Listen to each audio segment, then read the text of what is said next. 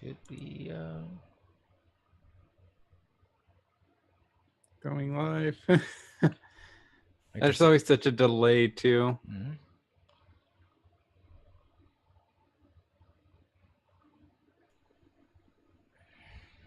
And we are going live with the Lessons Learned podcast. Take a delay there. If you are joining us from our from we were playing Inquisition, you're welcome. Um, and first of all, we're gonna talk about the news.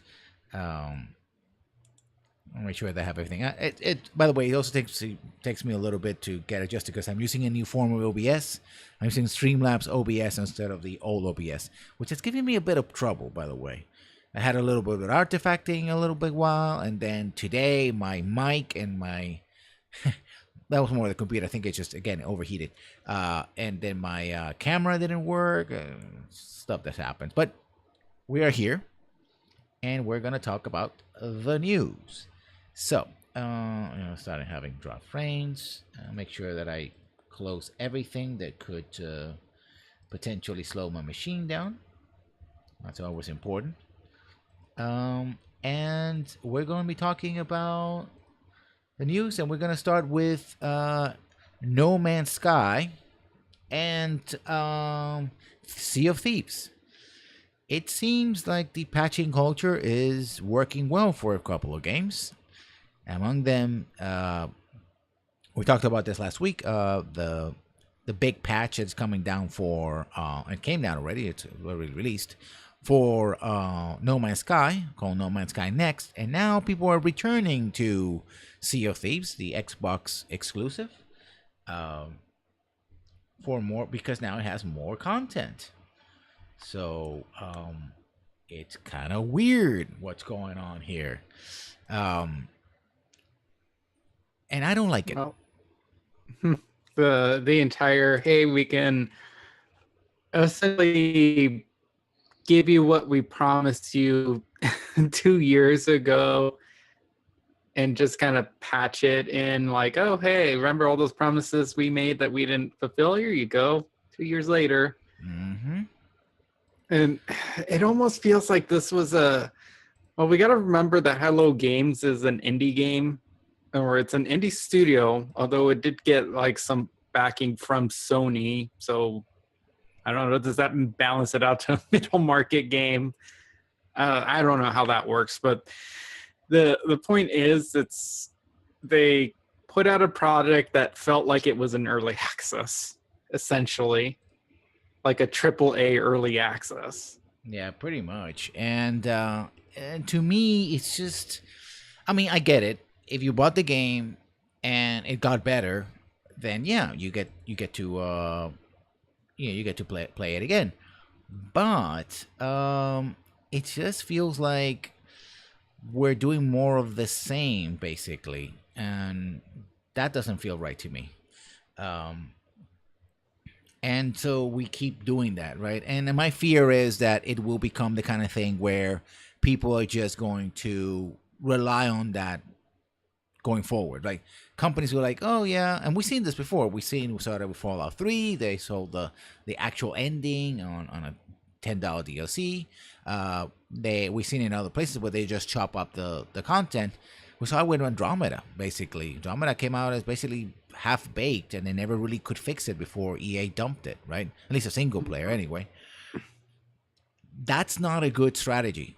Now that we're going to games as service, I expect to see that much more. But I will point everybody who's watching right now.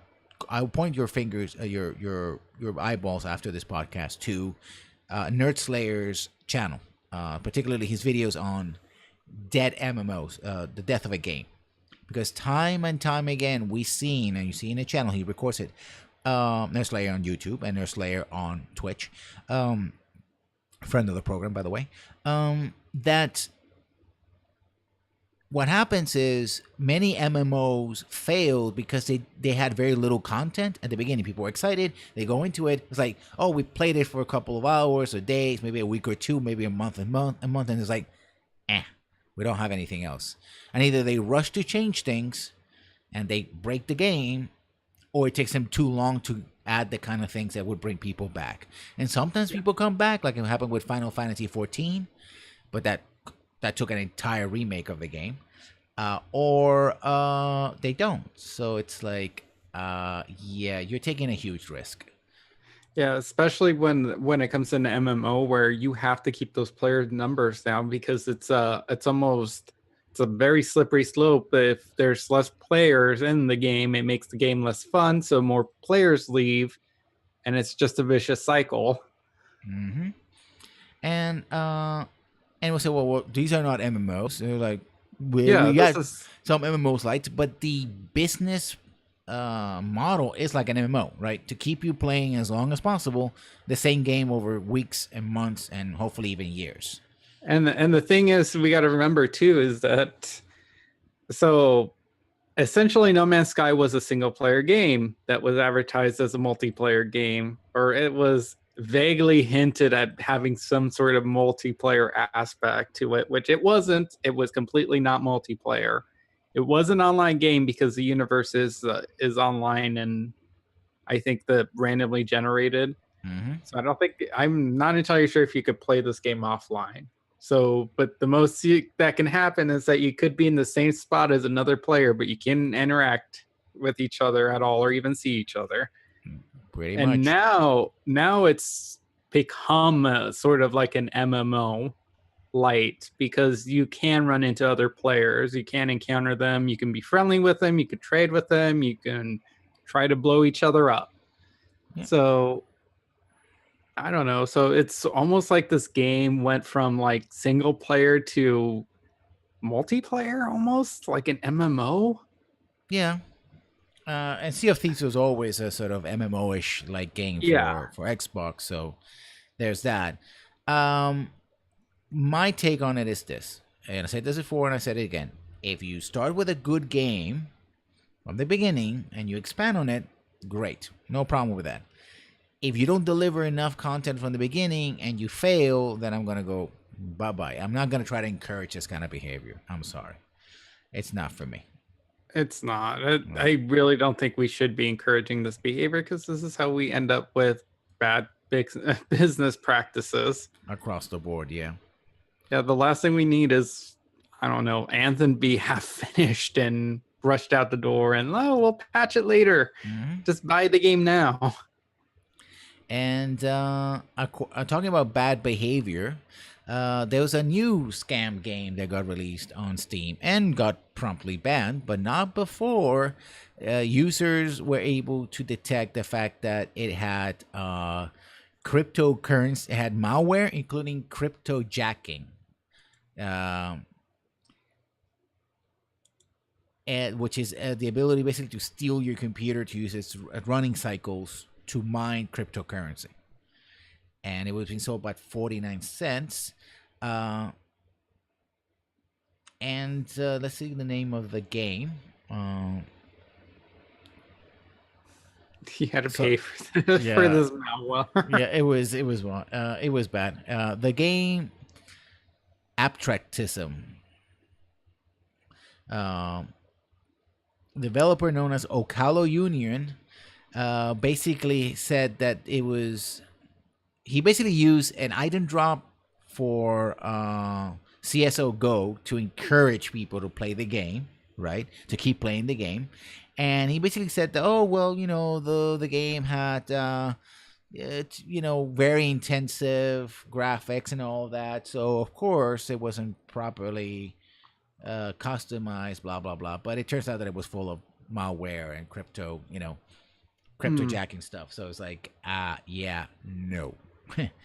It got banned from Steam, and Steam now is looking to stop allowing users to identify false items for their games, such as CSO and others for the trading market. But they're not actually guaranteeing that the games that you buy on Steam don't have malware.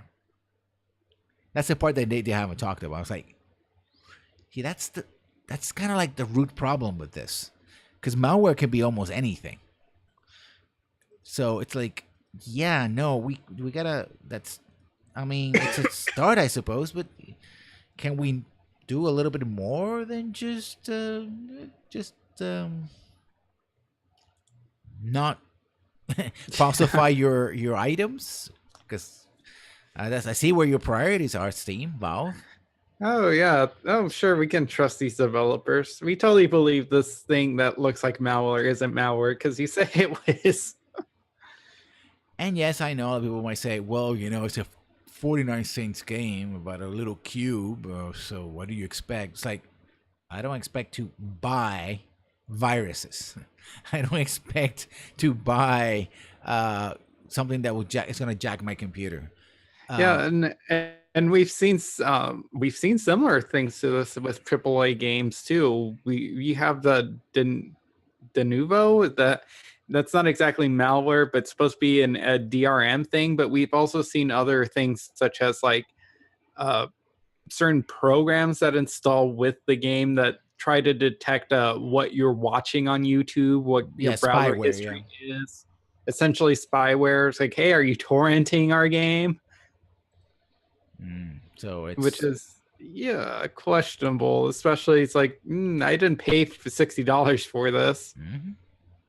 And another piece of news: PS4 passes the $82 million not dollar that were too low million console sold, and they're projecting close to 90 million consoles to be shipped by the end of the year, making it at least the third largest sale of consoles in the world.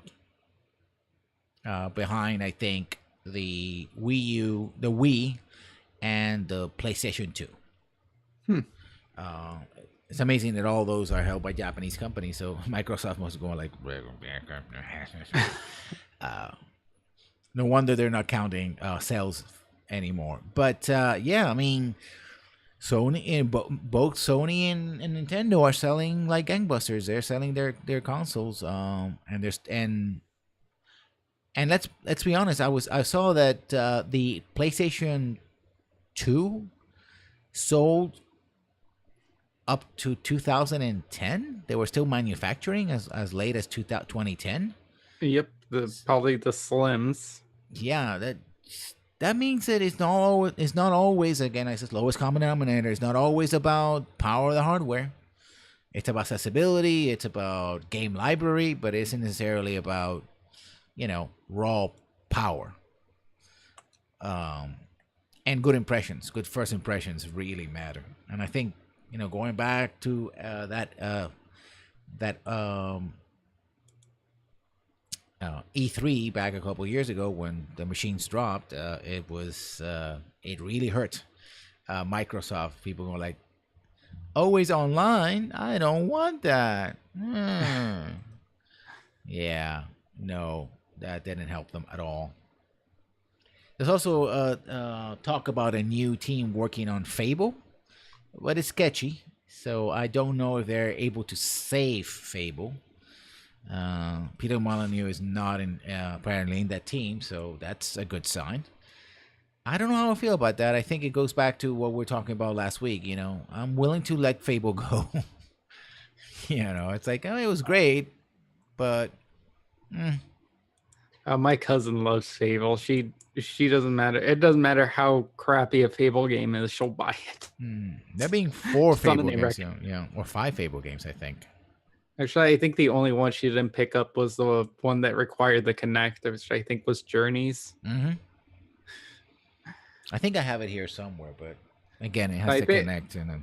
So I think there's an audience that'll just buy it for for just name recognition, but I don't think it would be enough to warrant making a new game. I guess it's more like, well, Xbox needs exclusive, so might as well. Let's see what we dig up in our limited library. Our exclusive library. Now, another piece of news, there's been information that Fortnite might be, quote unquote, hurting the gaming industry. And I think that's a very interesting piece of news we might talk about a little bit before we're to the main thing. Because I've had a theory about the would-be problem of the big game, right? That Hmm. in certain markets you have this one game that is so massive that it doesn't leave any space for anyone else. And then on top of that, um, now it seems that Fortnite not only it's such a massive game that is cutting into other, say, third or first person shooters, or battle royale games, right? Because it's such a big game, but it's actually interfering with other games that are considered to be very massive, right? Um, and I think that makes you wonder is like, is there enough audience around? I mean, there's millions of people who play, right? But are we reaching the limits of sort of this very popular game audiences? I mean, if you have like a kid playing Fortnite, 24/7, right? They don't have time to play anything else. Yeah, Yeah. and then that always, and that's the thing. The biggest issue I've had with games as a service thing is like, well, when do you have time for anything else? Like, Mm. I barely have enough time to play any of the games I have that aren't online. I can't imagine trying to constantly log into a game that has dailies in it that try to come in for play for an hour or two and collect like whatever little rewards they offer, because sometimes that's all I have. Hmm. And also, I think it's very interesting that when you add things like microtransactions and the like, since you not only spend time but also money in the game, you're more likely to spend more time and money in that game, right? And also with more games becoming esports as well. If you're playing a game, you're probably going to follow the esports of that game if that game has an esport. If not, you're not going to care about anybody else's. I mean, why spend your time watching an esport when you're playing Fortnite or Overwatch or whatever? So I think that's a thing that we have to consider. Um, I don't know Like, how's that gonna work. yeah, well, I guess let's hope that like Sony, Microsoft, and Nintendo invest safely in the monies they're earning from the Fortnite sales, because they are making money from everybody buying like PlayStation Network cards or whatever for to buy stuff from on Fortnite and whatever console of choice they have. Mm-hmm. And where was I remember hearing someone talk about that they went to a uh, a GameStop and they asked them like, what's selling now? It's like, oh, all these kids are just buying up money cards for whatever console they're playing Fortnite on to buy Fortnite items. Yeah. And that makes sense, because if kids are playing it, they're not going to have credit cards, and a smart parent wouldn't let them link their credit card information to their uh, online store of choice. Yeah. So that only leaves them being able to buy digital cards for money. Mm-hmm. You know. Um. So And hopefully they invest that money wisely. and the thing is that the news, and I saw this in the note, was that if you take Fortnite, yes, the video game industry, especially consoles, are making a lot of money. But when you take out Fortnite, they're actually losing money. They're not a complete loss, but they're not making as much money as they should, right? They're, Yeah. because we're getting essentially, and that makes sense. We're getting into the end of this life cycle of consoles, so sales are going to go down. That's why you need a new console, and we expect them to come out in between 2021. But that means that the only thing that's keeping these consoles, at least outside of the Switch, hot and going are games like Fortnite. Mm-hmm. But again, like we talked about, if everybody invests on games as service, and you don't have the time or the money to spend in all these games, just like it happened with MMOs, eventually something's gonna give. And of course, if I hope it doesn't happen, but if we are overdue in the United States for another recession, because they have been happening every 10 years or so since 1980. Again, what happens is the first thing you start cutting off is like those monthly expenses, right? Oh, your Amazons, your Netflix, your whatever, because it's better either you pay the basic internet or do you get Fortnite, your expenses. So it's a thing, right? Although even then in a recession, I don't think uh, free to play games would go anywhere because they're free to play. You just and the microtransactions. Oh, I'm only putting $2 down now. Well, So if you yeah, no. I mean, well, that's the thing because one of the things we've seen, and you talked about this about EA dropping or changing their online subscription, right? hmm well, So, yeah, something like that, or they're essentially EA quietly removed their on the house program from Origin, so it's uh every once in a while it varies apparently like mhm, wildly as to how often they rotate games out of, but if you log on to Origin you can get a game for free just saying, hey, I want that game that you're offering for free. mhm. They would change it, and sometimes they're pretty decent games, and EA has a big stock of old games that they can give away for free. But apparently they've quietly removed that feature now, and people are suspecting it has to do with their program of their wannabe Netflix program Hmm. of paying a monthly subscription. You get access to all this back library of games. But here's the thing. For example, okay, think consoles. You're talking about consoles. Well, not only do you buy the money cards, you also have to essentially pay the monthly subscription for the game with the console. Like we talked Yeah, about last week about a online only streaming machine, the version of the Xbox. So again, the first thing people tend to cut is those monthly subscriptions. So in order to play Fortnite multiplayer, you need to have either the PSN or Xbox Live. and the best value is going to be the yearly subscription, which is $60. But if you pay a year before it ran out, you're like, well, should I shell another $60 for the next years or something like that? Plus, on top of the microtransactions, see, that's where you start sort of making these decisions. And on top of that, most of the games, expect you to have some kind of microtransactions or season passes or whatever. People start making hard decisions of what they're going to buy and they're not going to buy. In many ways, these are forms of disguised monthly payments.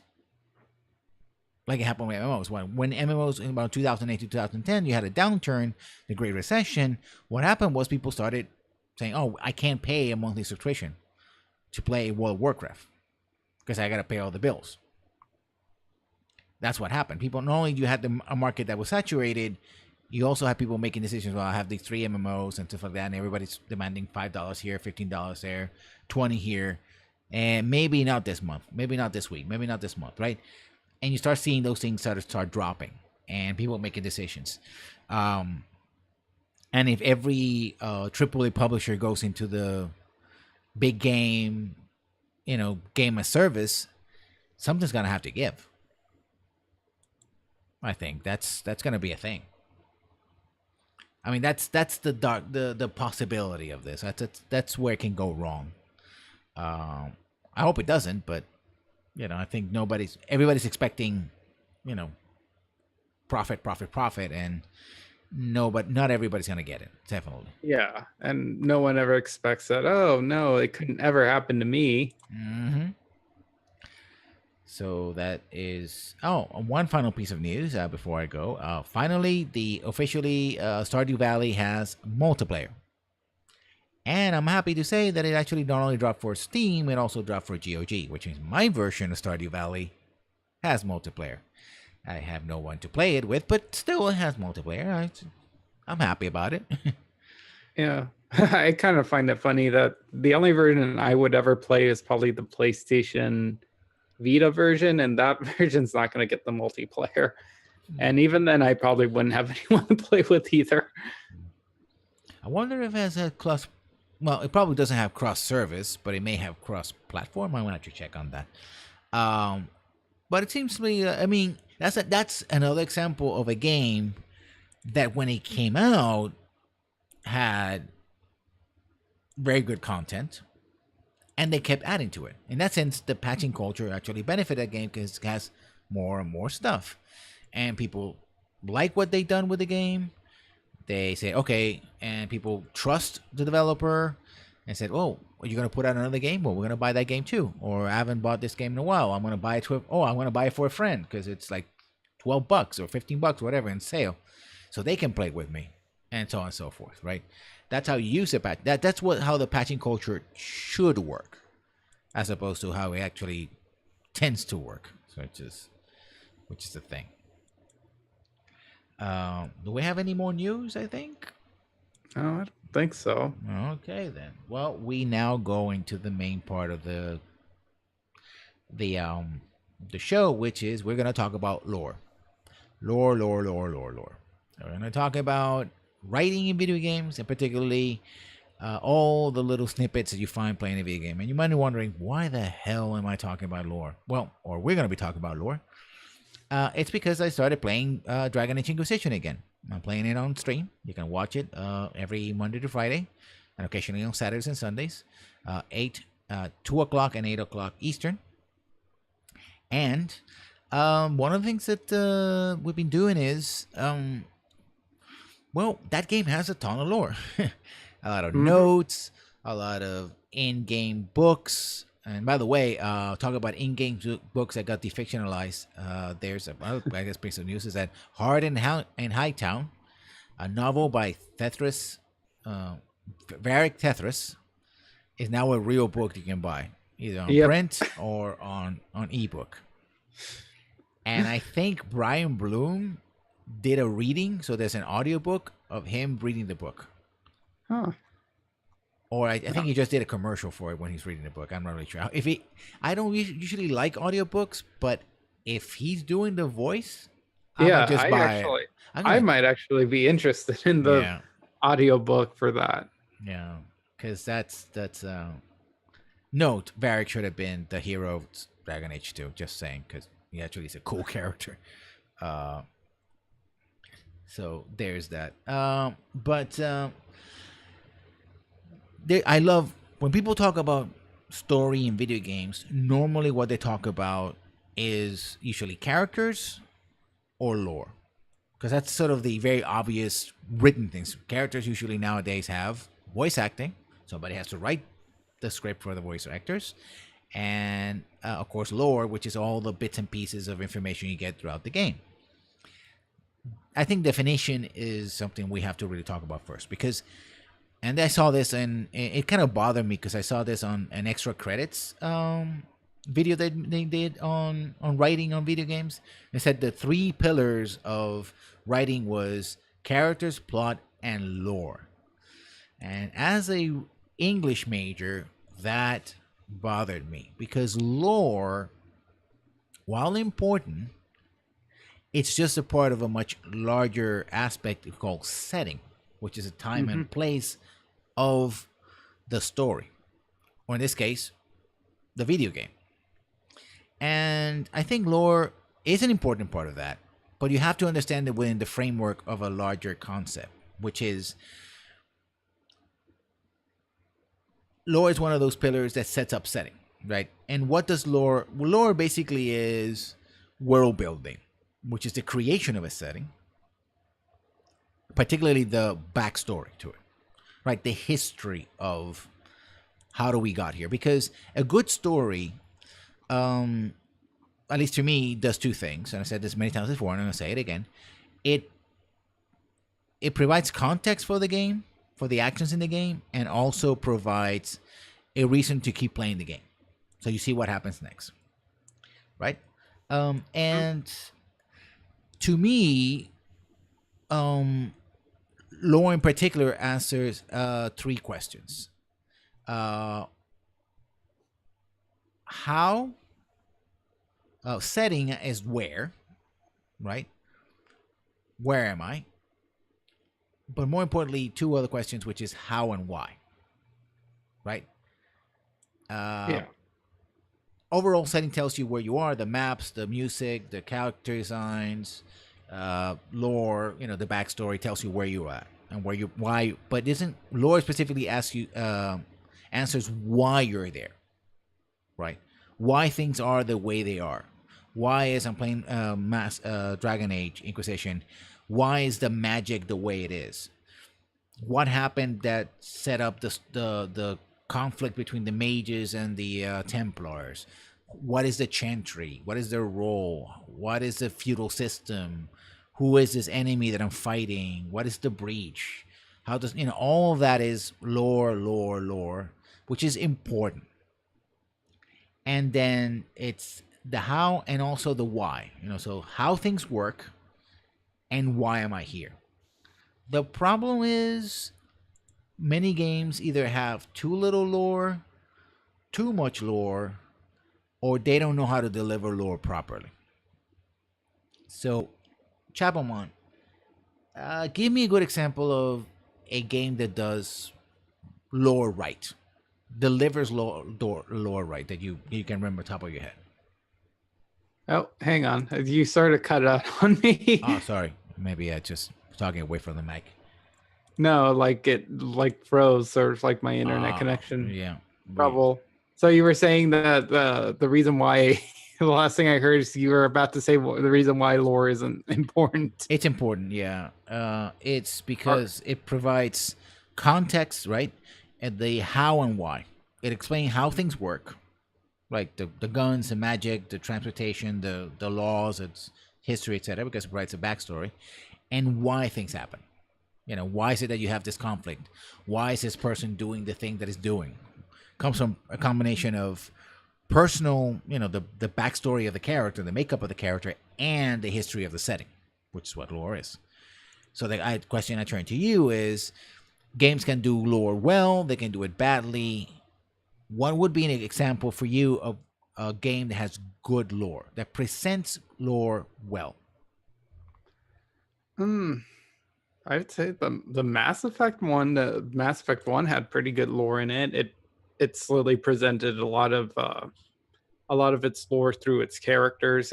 Especially if you interacted with like NPCs, that optional NPCs, they'd talk about, hey, this is my weirdo alien race, and these are our cultures, and this is why we look, and this is why we talk like this.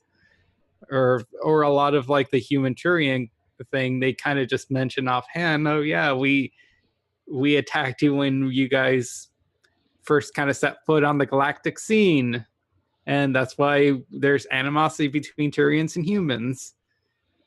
So a lot of the lore was pretty good there, although a lot of the things you still had to read through a lot of codex entries to find out why things were the way they were. And honestly, a lot of times I don't read those unless it's something that I'm like, okay, so yeah, why is this thing like this? Then I have to like go through the menu and pick out like, hey, it's like, oh, okay, I've read that. That's okay. That's interesting. It makes sense now. Mm-hmm. Yeah, I mean, I think that's a good example of lore. I mean, Mass Effect, in many ways, is a game built around a very specific lore concept, which is the Mass Effect. Yeah, and I think the reason why it's probably so good is that it's the first entry into a new franchise that has to establish all these things for an audience to understand and get invested in, as opposed to say something like Inquisition, where you're sure you want to make it presentable for any new players, but your target audience is probably going to be primarily people who already are invested in this world and probably don't need as much exposition being given to them by random NPCs. Mm-hmm. I like the codex. I like the codex a lot. I like the fact that they divided. Some of them were voiced versus text, right? And the text wasn't very extensive. That's one of talk about bad lore delivery, right? Where you have, and this used to be a problem back in the day, and even today with some games, is like wall of text, right? You're like, oh, I have to read like 5 paragraphs of stuff that might just be the repeat I read many times before, or has nothing to do with what I'm doing right now, right? And I think that's one of the things about Inquisition is like it's a cool thing that there's a lot of books running around, but most of the times like I just press the book, get the experience for reading the thing, but I'm not really reading it, and I move on because I don't want to be reading every single time the horny dowager wants to tell me something about some other person. That's not the actual name of the book, but you get what I'm talking about. It's like, yeah, okay, Um, I think, yeah, it depends. It depends if you're, because that's one of the things about how and why is signal posting, right? Signal posting, giving the information in a timely manner, right? In such a way that mm, that it works. Yeah, go ahead. and and especially when you bring up like books, it's you want you're especially if like items like that are kind of spread out in between combat zones. You're going to be like, oh, loot, oh, pick up a book and let me read this wall of text, and it just kind of breaks the flow of combat. It's like, oh yeah, but I have to go attack the other group that's right over there that I could see them, but they haven't seen me. Let me just sit down and read this book first, though. Yeah. Or you find a book in a burning house or something like that. It's like, how's the book even here? It should have been the first thing to go up in flames. Okay, never mind. I'm gonna read it anyway, right? I think that's one of the things about lore that can be very difficult, how you deliver it, right? And I mean, there's lore that is critical, stuff that you need to know in order to understand what's going on. There's lore that is bonus, like, oh, this is a cool little addition that sort of gives more depth to the world, or it says I was curious about this and I found out. And then there's just plain old filler, which is just there because it's there. I think Skyrim suffers on that a lot. It has tons of books, right? Which are Yeah. which are there for the second purpose, but end up being like the third. Because it's like I'm gonna read all this stuff. I don't. I mean, I played the game a couple of times. I don't want to keep reading this book over and over again. And most of the stuff is kind of dry and not well written and not really interesting. The idea of the book is far more interesting than the presence of the Yeah. book, right? Like the the lusty Agornian maid. It's like, oh, okay, so in this world they have essentially porn books that like, oh, really saucy romance books, but it's like, oh, you're sitting there reading and it's kind of just, oh no, she's gonna get boned again. Hoo-hoo-hoo. They're all kind of the same after if you read them, sit down and read them all. Yeah, they don't do much, and even if they were Yeah. to do much, it's like, well, this is not the. I'm not here to read this. So I'm gonna move away, right? It's a nice little Yeah. detail at best, but not. The other way that lore usually gets delivered is through audio logs, and those can be problematic because sometimes it could be a simple problem of just the audio doesn't sync well, and so it's like, I have to crank up the volume or whatever to hear the audio log, but it doesn't sync well with the other sounds. It's like, okay, never mind. Or you can miss them. That's another thing about lore. Is like, especially with critical lore is like sometimes you just can miss them. Mm-hmm. Like, oh, I didn't unlock this audio log or whatever, so, or this video transmission, so I didn't see the thing, so I don't know about this thing. And it's like, then I go like, why is this thing happening? Well, because 2 hours ago you didn't press this one button that was behind the counter over there. You didn't see the prompt. So it's like, oh, okay, never mind. Now I'm lost and I don't know what the hell's going on, right? And also with audio logs, it's like, oh, you're doing things, especially in games that are heavy in combat. Somebody's talking to you, and so all of a sudden there's gunfire or explosions, and you're like, you can't listen to what they're saying, and there's no way of going back to it as well. Like Doom 3 was a game that relied a lot on those audio logs. They were very good. They were well, most of them were well voice acted, and they were designed to give like ambience, right? So to give you the sense of dread of what the company was doing in Mars and how they were screwing up. But many times, either because you didn't get the right code or because you didn't press, you see the prompt or whatever, you just completely missed it. Or, you started fighting a monster and they're talking in your ear and you're like, whatever. And then you go back, it's like, okay, I heard that part, but I want to hear the other part, but whatever, I don't care anymore, right? I have to press Yeah. on, right? So that can be a problem. Or if you pick up an audio log and you start playing it, and then all of a sudden the game interrupts you, some other audio dialogue like a radio transmission or combat starts interrupting you, so you can't actually listen to what the audio log itself. and then you might have to either navigate through some menus and like try to sit down and listen to it, which can also break up the flow of exploration or combat.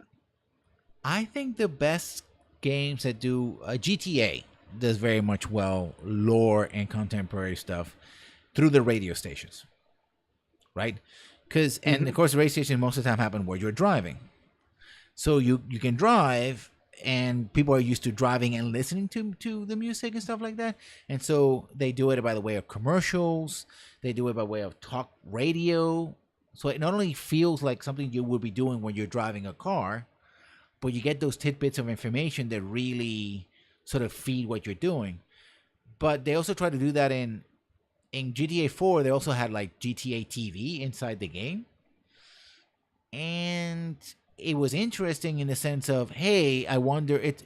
It was interesting in the sense of, can I interact with this object, right? Because sometimes you're in an environment like, okay, can I turn the TV on? Most of the time you can't. It's just there, right? Oh, there's a plate or something. It's just they're items that you in real life you'll be able to interact with, but you can't really do it in a game for many reasons. But you could turn on the TV and see like short spots, right?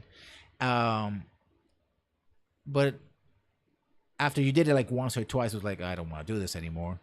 And most of the stuff was something that I think was better delivered through the radio. So it was like, okay, sure. I saw the Republican Space Rangers because I heard about the Republican Space Rangers. I know what's going on. Fine, let's move on, right? Have there been any games where you wish you had more lore? Sometimes.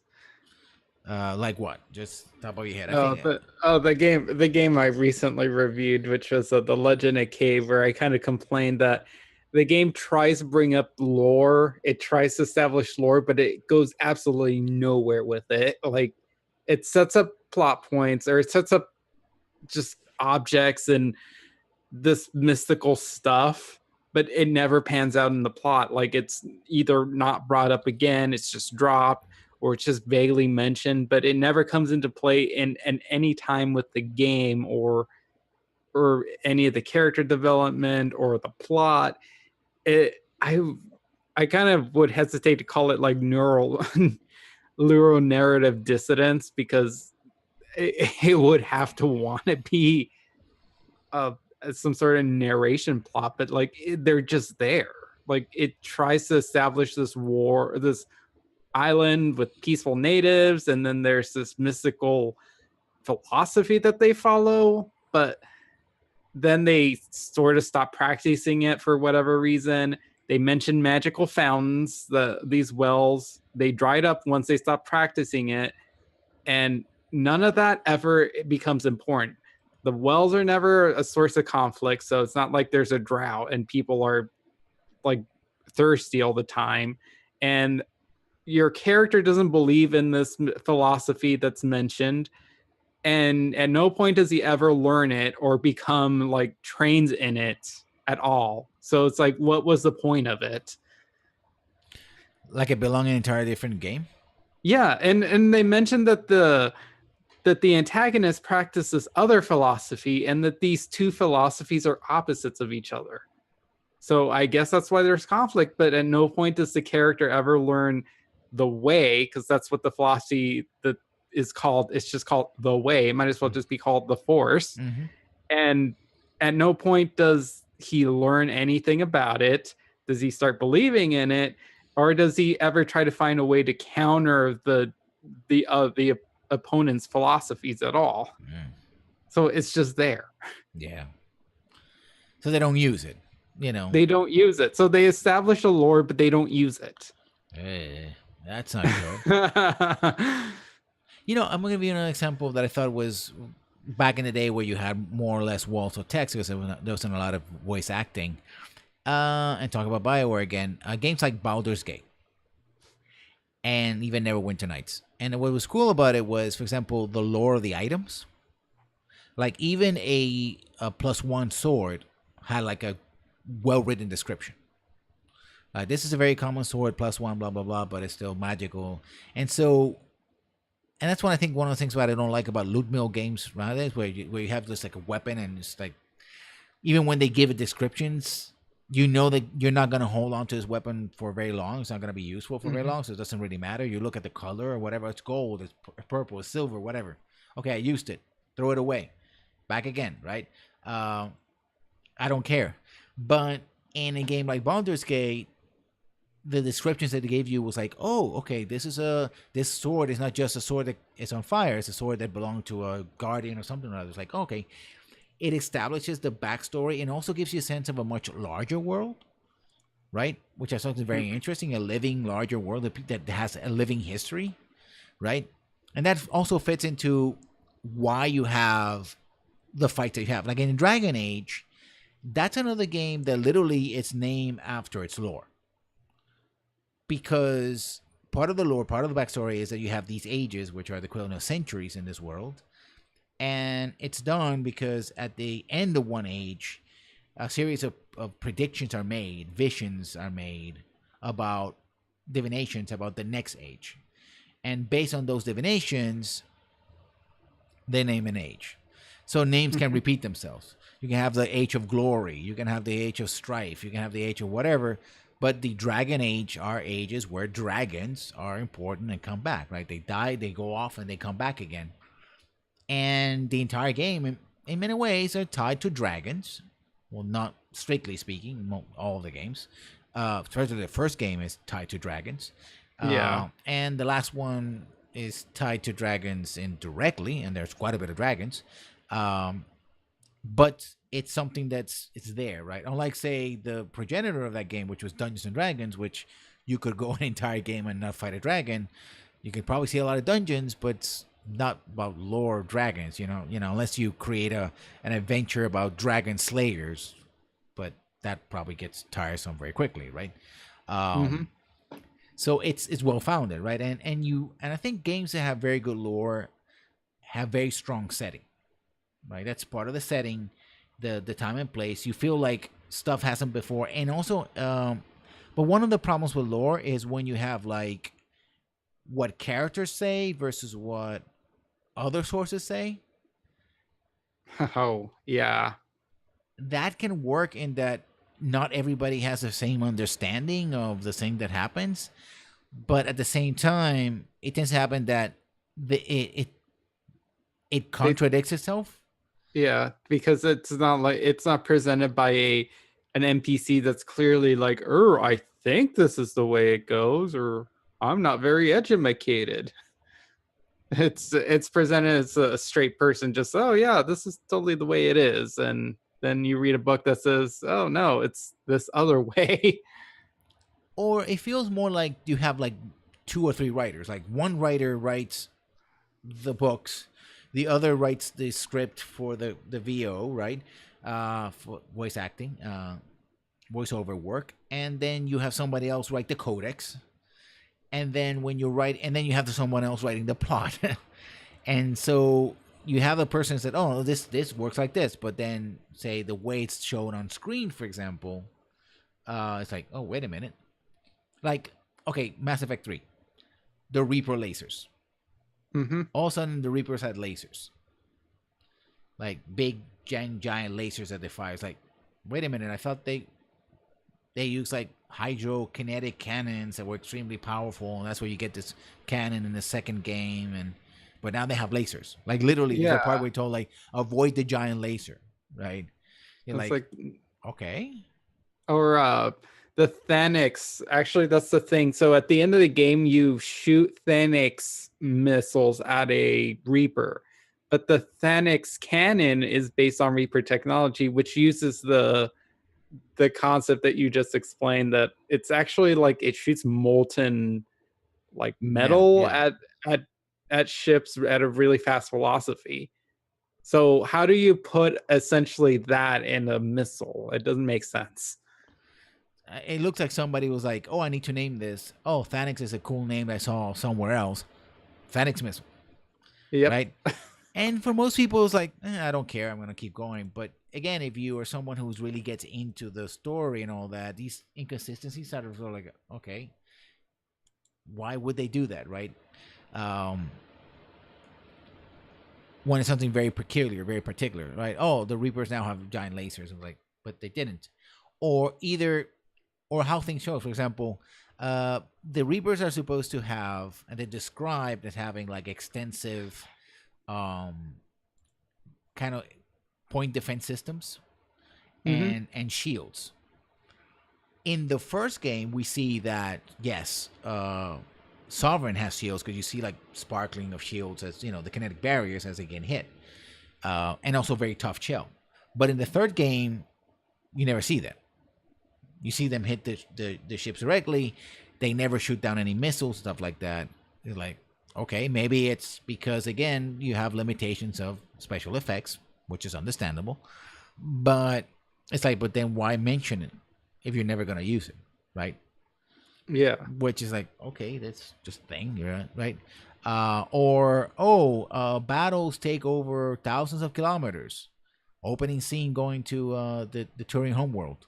Cruisers flying side by side, going to melee with giant Reapers. Is like, but why would the Reapers, if they can shoot from?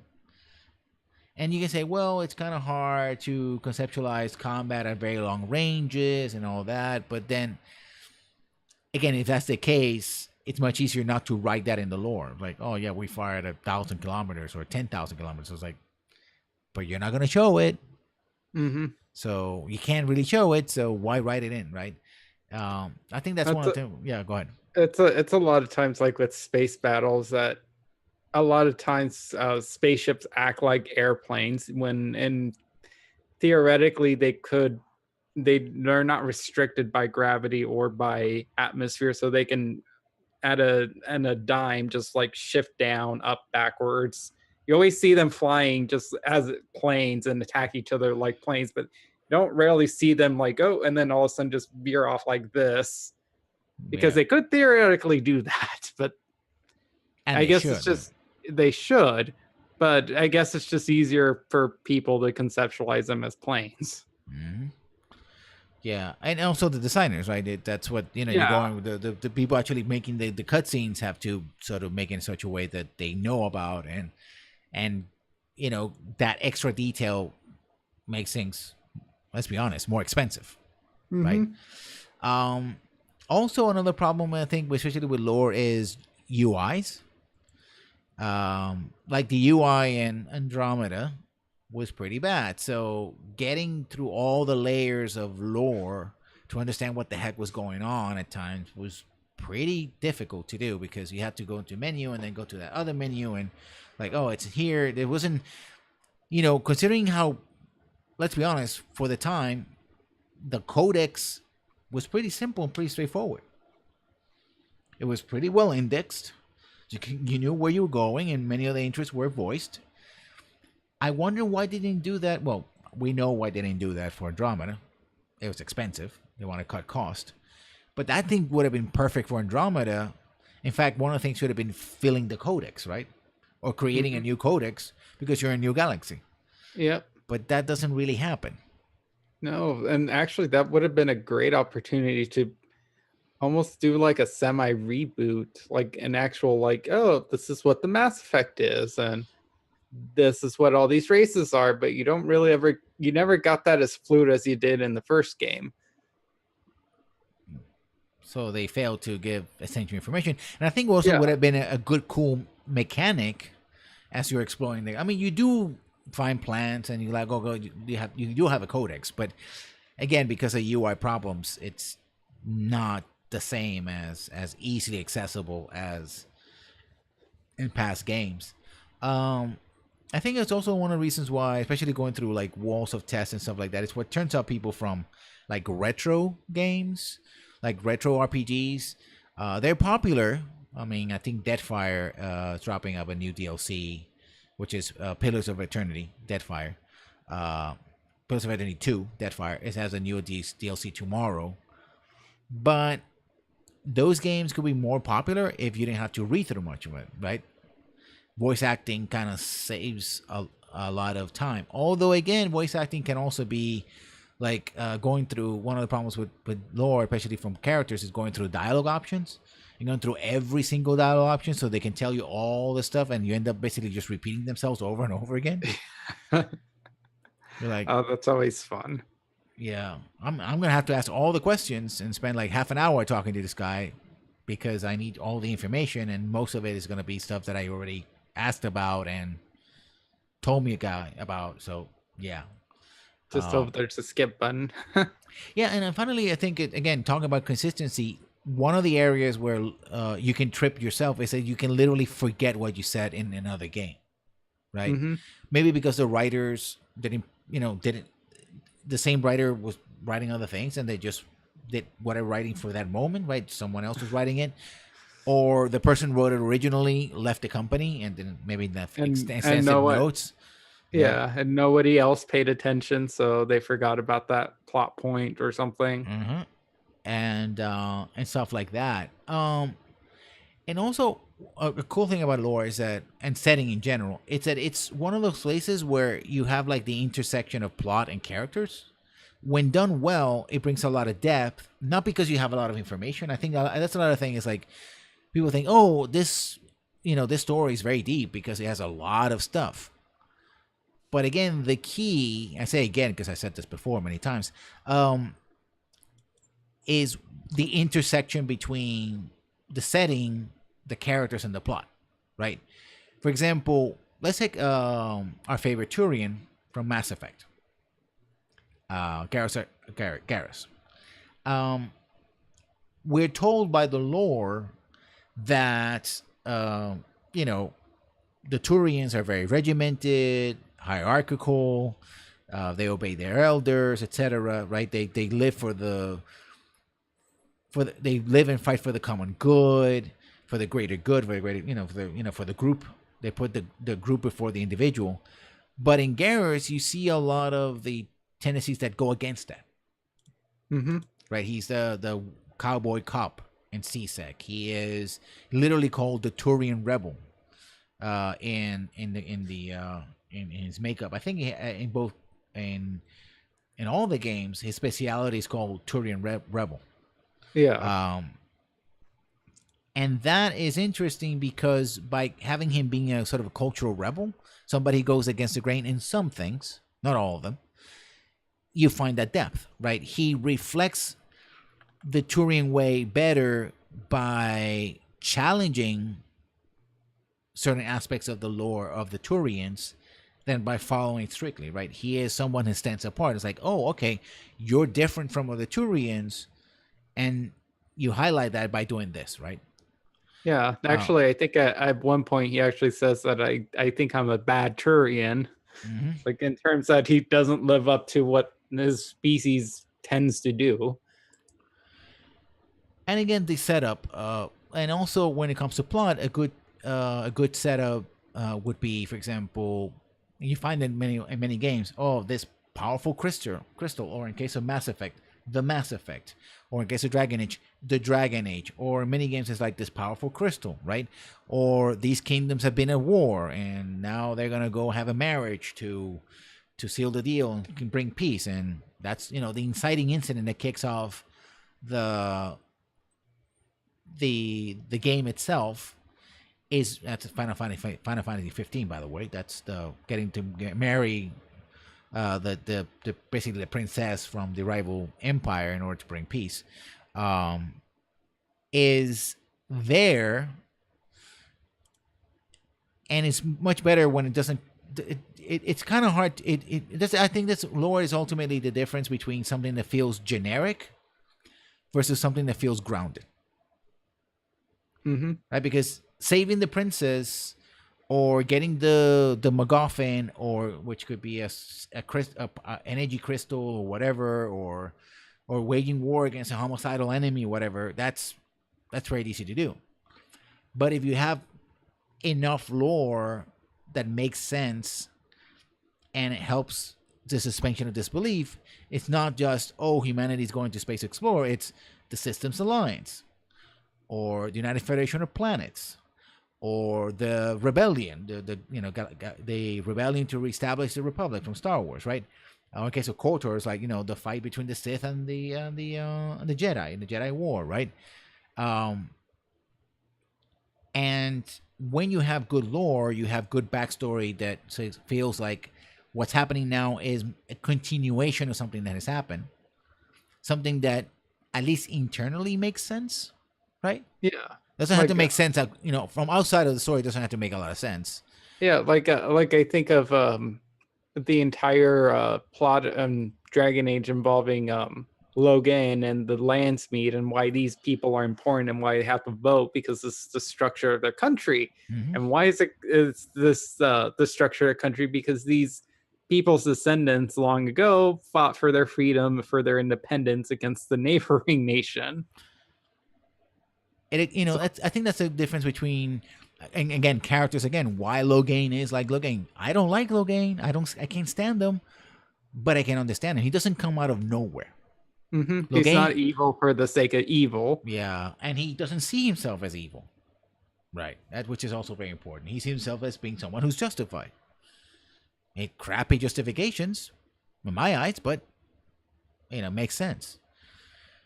So yeah, lore is often very important. It isn't, again, not the whole thing. One should not confuse lore with setting. One should not confuse, just like you couldn't confuse writing a character well or characters you like, equivalent of being good writing. Hmm. Writing a good piece of lore, for example, doesn't necessarily mean that you are great. This game has great writing.